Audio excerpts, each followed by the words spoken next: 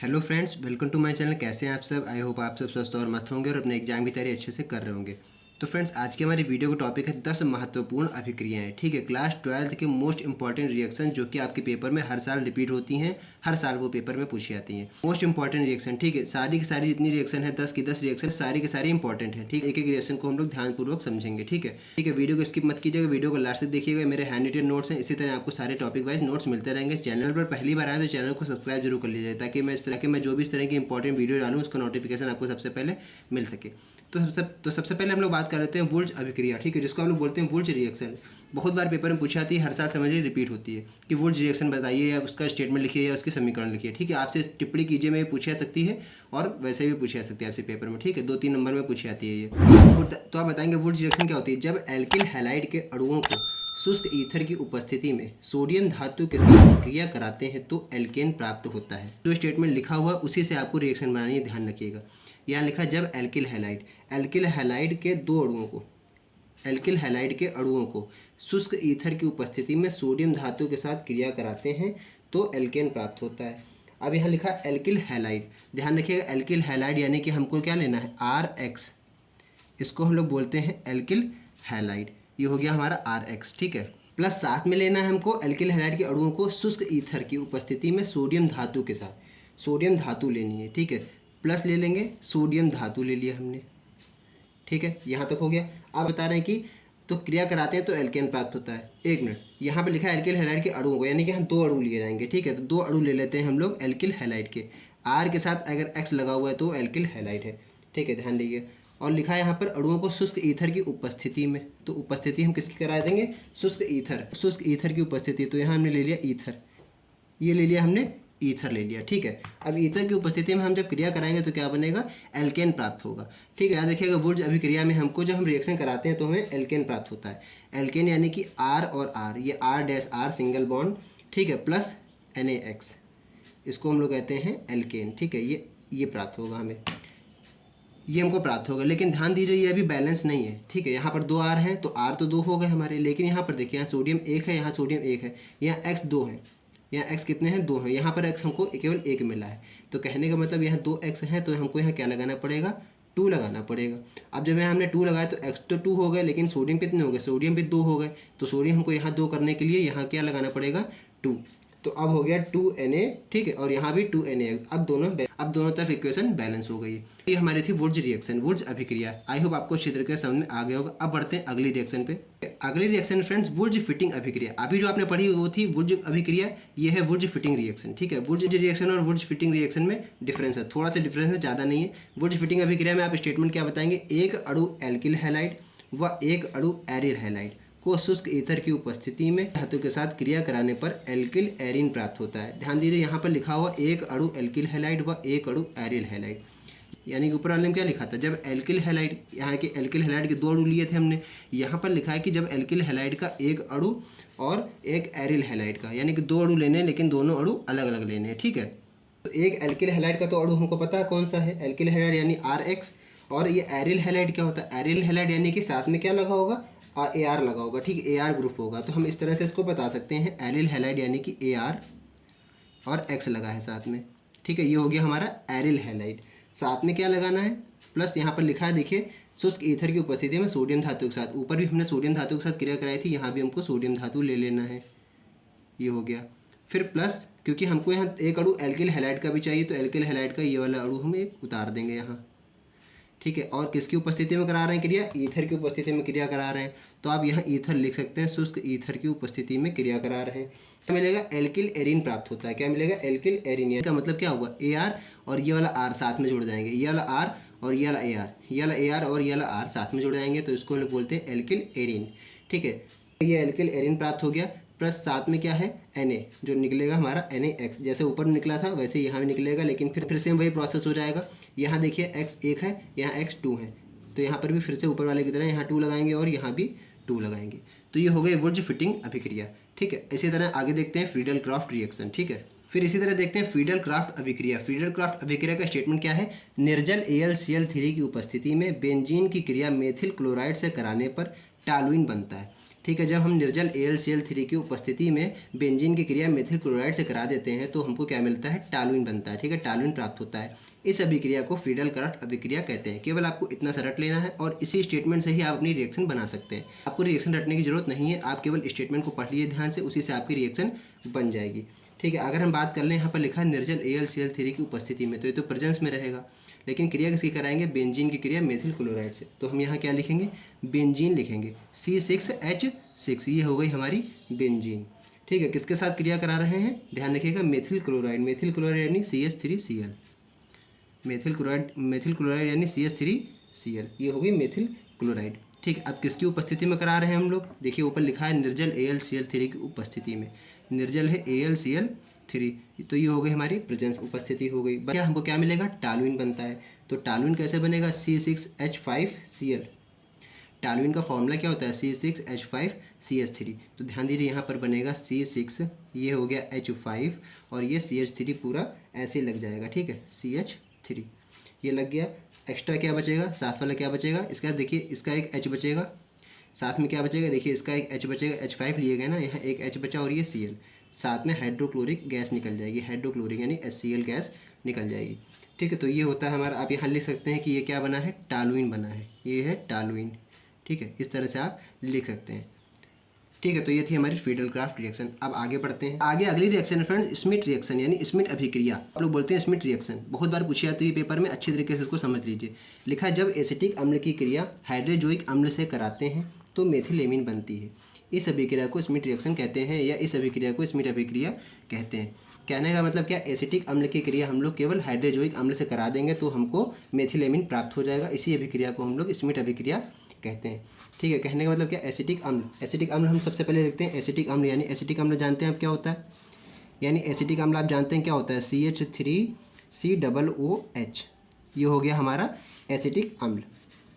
किसके साथ करा रहे हैं, हाइड्रोजोइक अम्ल। हाइड्रोजोइक अम्ल यानी कि N3H। ध्यान दीजिएगा, जहाँ पर NH3 होता है वो अमोनिया होती है, जहाँ पर N3H है वो हाइड्रोजोइक है, यानी कि नाइट्रोजन के जहाँ 3 अणु हैं, हाइड्रोजन का 1 है, उसको हम लोग हाइड्रोजोइक अम्ल कहते हैं, और जहाँ हाइड्रोजन के 3 और नाइट्रोजन का 1 अणु होता है उसको हम लोग अमोनिया कहते हैं। तो ये हो गया हाइड्रोजोइक अम्ल। इसकी रिएक्शन, ठीक है, इसकी अभिक्रिया हम लोग करा रहे हैं तो क्या बनता है, मेथिल एमीन बनता है। मेथिल एमीन का फॉर्मूला क्या होता है, CH3, ठीक है, और साथ में क्या लग जाएगा, NH2, ये लग गया मेथिलेमीन। ठीक है, अब साथ में और क्या क्या बचा है वो देख लेते हैं। एक तो यहाँ पर C बचा हुआ है और ये 2 ऑक्सीजन बचे हैं, तो यानी कि यहाँ निकलेगा CO2 प्लस, और साथ में क्या निकलेगा, यहाँ पर देखिए N3 थे, यहाँ पर केवल एक N लगा हुआ है, नाइट्रोजन 1 लगा यानी कि 2 नाइट्रोजन बचे हैं, तो N2 इस तरह से लिख देंगे, यानी कार्बन डाइऑक्साइड गैस और नाइट्रोजन गैस निकलेगी साथ में। ठीक है, आप नीचे इसके लिख सकते हैं कि ये हमारा एसिटिक अम्ल है। ठीक है, इस तरह से आप लिख सकते हैं ये एसिटिक अम्ल है। उसके जो उत्पाद हमारा नया बना है उसके नीचे आप लिख सकते हैं कि ये हमारा मेथिल एमीन है। ठीक है, ये मेथिल एमीन है, ये हो गया मेथिल एमीन। ठीक है, एसिटिक अम्ल और बना क्या है, मेथिल एमीन। तो ये होती है हमारी स्मिट अभिक्रिया। ठीक, अब आगे देख लेते हैं फ्रेंड्स, रायमर टीमन अभिक्रिया, जिसको हम लोग रायमर टीमैन अभिक्रिया भी कहते हैं, तो वो देख लेते हैं। रायमर टीमन अभिक्रिया का स्टेटमेंट कह रहा है कि जब फिनॉल में क्लोरोफॉर्म मिलाकर NaOH के साथ लगभग 333 केल्विन ताप पर गर्म करते हैं तो सैलिसिल एल्डिहाइड बनता है। इस अभिक्रिया को रायमर टीमैन अभिक्रिया कहते हैं।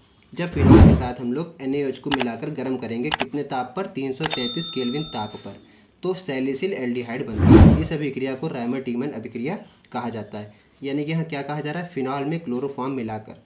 तो सबसे पहले हम बना लेते हैं फिनॉल। फिनॉल जानते होंगे इस तरह से बनाया जाता है, ये हो गया हमारा फिनॉल, हो गया फिनॉल, इस तरह से फिनॉल बनाया जाता है, और साथ में इसके OH लगा देते हैं, तो ये हो गया हमारा फिनॉल। साथ में क्या कह रहा है कि क्लोरोफॉर्म मिलाकर, है ना, क्लोरोफॉर्म मिला देते हैं, तो क्लोरोफॉर्म मिला दें तो हम यहाँ क्या हो जाएगा, CHCl3, ये हो गया हमारा क्लोरोफॉर्म। प्लस साथ में क्या है, और साथ में क्या है, NaOH के साथ गर्म करते हैं। ठीक है, तो यहाँ ले लेते हैं NaOH, ये NaOH के साथ मिलाकर हम लोग क्या कर रहे हैं, गर्म कर रहे हैं। ठीक है, गर्म करने का आप साइन बना सकते हैं इस तरह से, ठीक है, डेल्टा वाला साइन होता है गर्म करने का। और साथ में क्या बनता है, सैलिसिल एल्डिहाइड बनता है, तो सैलिसिल एल्डिहाइड यहाँ बना लेते हैं हम लोग। इस तरह से आप फिनॉल तो बनेगा ही बनेगा, फिनॉल के साथ साथ में क्या बनेगा, सैलिसिल एल्डिहाइड, यानी इस तरह से हम लोग बनाएंगे सैलिसिल एल्डिहाइड। ये तो OH समूह रहेगा ही रहेगा इसके साथ में, फिनॉल के साथ में और क्या जुड़ जाएगा, CHO, ध्यान दीजिएगा CHO समूह जुड़ जाएगा। साथ में और क्या बनेगा देख लेते हैं। यहाँ Na बचा है और ये Cl बचा हुआ है, तो NaCl बनेगा, ठीक है। और क्या बनेगा साथ में प्लस H2O यानी वाटर बनेगा। कितना बनेगा वाटर, H2O। देखिए एक H ये है, एक H ये है और ये ऑक्सीजन है, तो H2O बन गया। अब आती है बात बैलेंस करने की, ठीक है। ये कितने हैं Cl, यहाँ पर देखिए क्लोरीन कितने हैं 3, यहाँ पर कितना है 1 है। तो इसलिए इसको बैलेंस करने के लिए अगर हम यहाँ 3 लगाएंगे तो ठीक है, जो हमने यहाँ 3 लगाए थे सोडियम कितने हो गए 3 हो गए, तो हमको यहाँ पर भी 3 लगाना पड़ेगा, तो हो गए 3NaOH। तो अब सोडियम और क्लोरीन तो बैलेंस हो गए, लेकिन अब हाइड्रोजन और ऑक्सीजन को देख लेते हैं। हाइड्रोजन कितने हैं यहाँ 2 हैं, और यहाँ पर कितने हो गए 3 हाइड्रोजन ये हो गए और एक 4 हाइड्रोजन हो गए हैं। तो अब हमको यहाँ भी 4 हाइड्रोजन करने पड़ेंगे, 2 2 जा 4। और ऑक्सीजन कितने हो गए, ऑक्सीजन 2 हो गए। ऑक्सीजन इधर भी कितने हैं, एक 3 ऑक्सीजन इधर हो गए। 3 ऑक्सीजन का मतलब 2 ऑक्सीजन इधर है और एक ऑक्सीजन इसके साथ में लगा हुआ है, तो 3 ऑक्सीजन बैलेंस हो गए, ठीक है। तो ये थी हमारी रायमर-टीमन अभिक्रिया। आगे अगली रिएक्शन देखते हैं। सारे के सारे इंपॉर्टेंट है, अगर पहली बार आए चैनल पर जुड़ जाएगा। इसी तरह आपको इंपॉर्टेंट वीडियो इस चैनल पर मिलती रहेगी, ठीक है। साथ साथ में इसको नोट करते रहिए, इसके स्क्रीनशॉट लेके रख लीजिए, ठीक है। अब अगली रिएक्शन है फ्रेंड्स रोजन-मुंड अभिक्रिया। रोजन-मुंड अभिक्रिया क्या होती है वो आपको बताना है। तो रोजन-मुंड अभिक्रिया का हमारा स्टेटमेंट है, जब एसिटिल क्लोराइड का PdBaSO4 यानी पैलेडियम BaSO4 है ना बेरियम सल्फेट व उबलती जाइलिन की उपस्थिति में हाइड्रोजन द्वारा आंशिक अपचयन कराते हैं तो एल्डिहाइड प्राप्त होता है। इतना सा स्टेटमेंट है रोजन-मुंड अभिक्रिया का। इसकी रिएक्शन बनेगी वो क्या बनेगी, रोजन-मुंड अभिक्रिया में कहा जा रहा है जब एसिटिल क्लोराइड, तो सबसे पहले हम यहाँ क्या ले लेंगे एसिटिल क्लोराइड यानी कि CH3COCl, इसको हम लोग कहते हैं एसिटिल क्लोराइड। ध्यान दीजिएगा एसिटिल क्लोराइड हम लोग इसको कहते हैं। साथ में का PdBaSO4 व उबलती जाइलिन की उपस्थिति में हाइड्रोजन के द्वारा, ठीक है, हाइड्रोजन के द्वारा क्या कराया जा रहा है आंशिक अपचयन कराया जा रहा है। साथ में हम लोग इसको हाइड्रोजन ले लेते हैं और किसकी उपस्थिति में वो बोला जा रहा है वो मेन है, ठीक है। उपस्थिति किसकी है PdBaSO4, PD ले लिया, BaSO4 ले लिया और क्या है साथ में उबलती जाइलिन, तो वो हम यहाँ लिखेंगे उबलती जाइलिन, ठीक है। उबलती जाइलिन की उपस्थिति में हम लोग रिएक्शन करा रहे हैं तो क्या बनेगा एल्डिहाइड प्राप्त होता है। तो हम यहाँ लिख सकते हैं CH3CHO, ये हमारा एल्डिहाइड बन गया। और साथ में क्या बनेगा देख लेते हैं, जो बच रहा है वो लिख लेते हैं। एक H तो यहाँ लग चुका है, एक H बचा है वो लिख देते हैं और क्लोरीन बचा है तो HCl गैस बाहर निकलेगी। तो ये रोजन-मुंड अभिक्रिया का स्टेटमेंट है। आई होप आपको अच्छी तरीके से समझ में आ गया होगा। अब आगे बढ़ते हैं अगली रिएक्शन की तरफ। अगली रिएक्शन है फ्रेंड्स कैनिजारो अभिक्रिया, ठीक है। कैनिजारो अभिक्रिया क्या है, ये शायद हमारी 7वीं रिएक्शन है, ठीक है। 7वीं रिएक्शन है कैनिजारो अभिक्रिया, ठीक है। इसका स्टेटमेंट क्या कहता है कि जब एल्डिहाइड की क्रिया क्षार से कराते हैं तो एल्कोहल व सोडियम पोटेशियम लवण बनता है। इस अभिक्रिया को कैनिजारो अभिक्रिया कहते हैं। यानी कि जब एल्डिहाइड की क्रिया, ध्यान दीजिएगा, जब एल्डिहाइड की क्रिया हम लोग क्षार से कराते हैं तो एल्कोहल व सोडियम पोटेशियम लवण बनता है। साथ में क्या क्या कहा जा रहा है एल्कोहल भी बनता है और सोडियम या फिर पोटेशियम लवण बनता है। इस अभिक्रिया को हम लोग कैनिजारो अभिक्रिया कहते हैं। क्रिया यानी कि एल्डिहाइड में आप क्या ले सकते हैं फॉर्मेल्डिहाइड ले सकते हैं हम लोग, तो यहाँ ले लिया हमने फॉर्मेल्डिहाइड यानी HCHO, ये ले लिया फॉर्मेल्डिहाइड प्लस क्या प्लस क्रिया क्षार से कराते हैं, कोई भी क्षार ले सकते हैं। क्षार हम लोग सबसे प्रसिद्ध जो है वो ले लेते हैं NaOH, ये हमने क्षार ले लिया और एल्डिहाइड की जगह फॉर्मेल्डिहाइड, और एल्डिहाइड में हमने फॉर्मेल्डिहाइड ले लिया है, ठीक है। इसकी हम लोग जब क्रिया करा रहे हैं तो उन्होंने खुद बता दिया कि क्या क्या बनेगा, एल्कोहल बनेगा साथ में या फिर सोडियम पोटेशियम लवण बनेगा। तो हम बता दें क्या बन रहा है CH3OH बन गया, ठीक है, CH3OH बन गया और ठीक है, और साथ में क्या बनेगा सोडियम या पोटेशियम लवण बनेगा जिसको हम लोग HCOONA कह सकते हैं, HCOONA, ठीक है। ये हो गया, ठीक है, ये हो गया कैनिजारो अभिक्रिया का स्टेटमेंट, ठीक है। यहाँ पर आप लिख सकते हैं कि ये फॉर्मेल्डिहाइड है साथ में, ठीक है। इसको आप लिख सकते हैं फॉर्मेल्डिहाइड आपने लिया है ना फॉर्मेल्डिहाइड, तो यहाँ पर लिख दीजिए फॉर्मेल्डिहाइड, ठीक है। तो ये हो गए कैनिजारो अभिक्रिया। इस तरह से आप छोटा सा लिख सकते हैं नीचे, तो ज़्यादा अच्छी तरीके से एग्जामिनर को समझ में आता है, ठीक। रिएक्शन है फ्रेंड्स हाफमैन ब्रोमेमाइड अभिक्रिया। हाफमैन ब्रोमेमाइड अभिक्रिया क्या होता है इसको समझते हैं। हाफमैन ब्रोमेमाइड अभिक्रिया का स्टेटमेंट कह रहा है कि जब एलिफेटिक या एरोमेटिक एसिटामाइड को द्रव ब्रोमीन के साथ कास्टिक पोटास के जलीय विलयन की उपस्थिति में क्रिया कराते हैं तो प्राथमिक एमीन बनता है, यानी कि एलिफेटिक या एरोमेटिक एसिटामाइड को, एलिफेटिक या एरोमेटिक, तो हम ले लेते हैं एसिटामाइड ले लेते हैं सबसे पहले। एसिटामाइड यानी कि CH3CONH2 जिसको हम लोग कहते हैं एसिटामाइड, ये ले लिया हमने, ठीक है। साथ में ब्रोमीन लेना है तो ब्रोमीन भी ले लिया हमने, Br2 जिसको हम लोग कहते हैं, बस कास्टिक पोटास यानी KOH, इसको हम लोग बोलते हैं कॉस्टिक पोटास, ठीक है। अब इसकी अभिक्रिया जब हम लोग करा रहे हैं तो क्या बनेगा साथ में देखते हैं, साथ में बनेगा मेथिल एमीन, ठीक है। प्राथमिक एमीन बनता है उसी को हम लोग मेथिल एमीन कहते हैं, तो ठीक है। तो मेथिल एमीन बन रहा है यानी कि CH3NH2, ये बन गया हमारा मेथिल एमीन।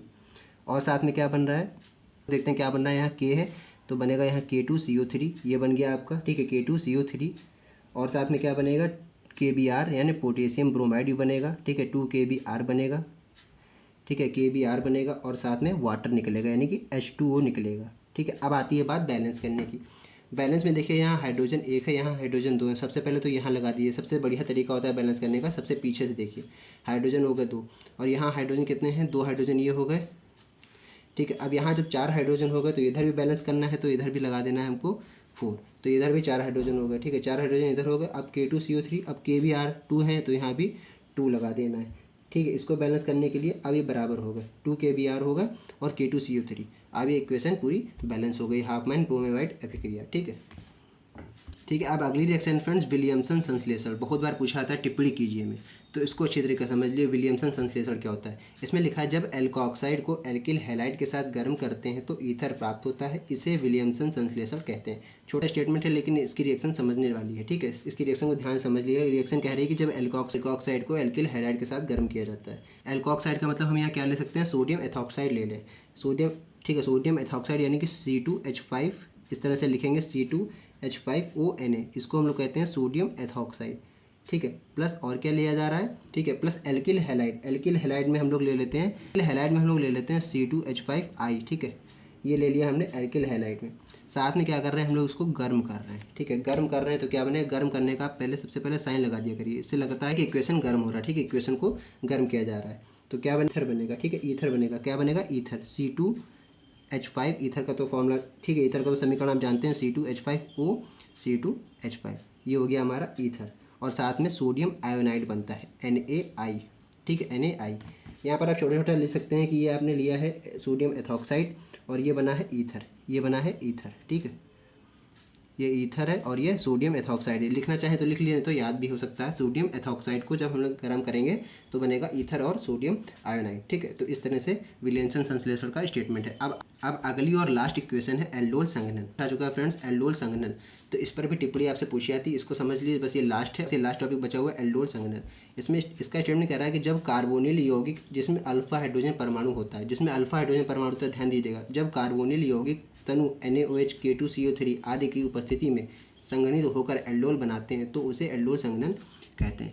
यानी कार्बोनिल, यानी वो वाले कार्बोनिल यौगिक जिसमें अल्फा हाइड्रोजन परमाणु होता है को तनु NaOH यानी सोडियम हाइड्रोक्साइड या फिर K2CO3 आदि की उपस्थिति में संघनित होकर एल्डोल बनाते हैं तो उसे एल्डोल संघनन कहते हैं। कार्बोनिल यौगिक यानी कि हम ले लेते हैं C2H3CHO, CH3CHO ये ले लिया है, ठीक है, फिर, ठीक है, फिर प्लस साथ में जिसमें अल्फा हाइड्रोजन परमाणु होता है वो लेना है, तो CH3CHO हमने ये भी ले लिया।